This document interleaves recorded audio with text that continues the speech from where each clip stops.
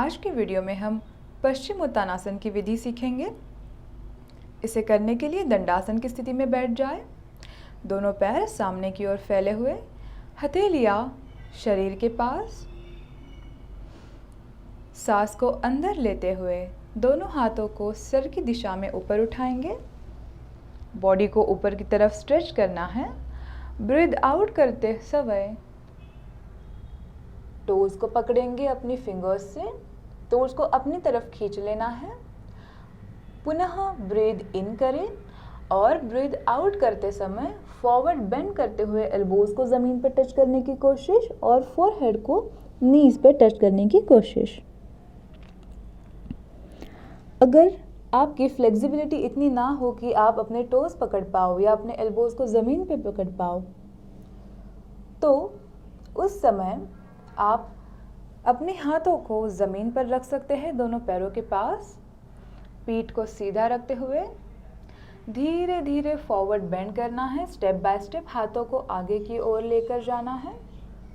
अगर पॉसिबल हो तो टोज पकड़ें और फॉरवर्ड बेंड करते समय हमेशा ध्यान रहे कि इस प्रकार हमें फॉरवर्ड बेंड गर्दन से नहीं करना है।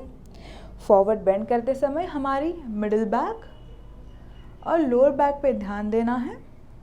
इस पोर्शन से हमें आगे पुश करना है। इस प्रकार हम नहीं करना है शुरुआत में बैक का।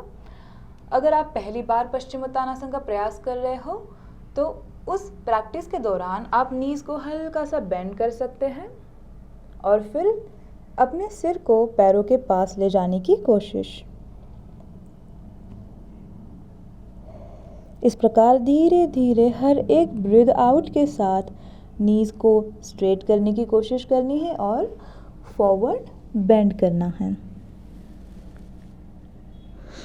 आसन स्थिति छोड़ने के लिए ब्रीथ इन करते हुए दोनों हाथों को फिर से ईयर लाइन में लेकर जाना है, यानी कि सिर की दिशा में ऊपर उठाएंगे और ब्रीथ आउट करते समय सामने की ओर से नीचे लेकर आते हुए ज़मीन पे रखेंगे। पश्चिम उत्तानासन की फाइनल पोजीशन आने के लिए समय लग सकता है। इसके लिए रेगुलर अभ्यास करना यानी कि नियमित अभ्यास करना काफ़ी ज़रूरी है। पश्चिम उत्तानासन को करते हुए आपको हमारे हैमस्ट्रिंग्स पे, काफ मसल्स पे मस्क्यूलर स्ट्रेच फील होगा। उस स्ट्रेच को आप जितनी ज़्यादा देर होल्ड करके रखोगे उतना ज़्यादा आपकी फॉरवर्ड बेंडिंग बढ़ती जाएगी। सबसे पहले शुरू कर सकते हैं 30 सेकेंड्स के लिए। पहले इसी स्थिति को 30 सेकेंड्स होल्ड करें, उसके बाद रिलीज़ करके कुछ समय रिलैक्स करना है और फिर से 1 मिनट के लिए फॉरवर्ड बेंड यानी कि पश्चिम उत्तानासन होल्ड करने की कोशिश करनी है। ऐसे ही दिन ब दिन थोड़ा थोड़ा करके टाइमिंग अगर आप बढ़ाते जाओगे तो आप पश्चिम उत्तानासन की फाइनल स्थिति में पहुंच सकते हो। पश्चिम उत्तानासन करने से वुमेन्स को काफ़ी लाभ है, क्योंकि जब हम फॉरवर्ड बेंड करते हैं तो हमारे जो रिप्रोडक्टिव सिस्टम है वहाँ की स्ट्रेचिंग होती है और ब्लड फ्लो अच्छी तरीके से फ्लो होने लगता है और हमारे डाइजेस्टिव सिस्टम को भी पश्चिम उत्तानासन से फ़ायदा होता है। लेग्स की स्ट्रेचिंग के कारण, बैक की स्ट्रेचिंग के कारण बैक की स्ट्रेंथ बढ़ती है और फ्लेक्सिबिलिटी भी बढ़ती है। तो पश्चिम उत्तानासन की प्रैक्टिस ज़रूर कीजिएगा। आपको हमारी वीडियो कैसी लगी इसे कमेंट सेक्शन में ज़रूर बताएं। धन्यवाद।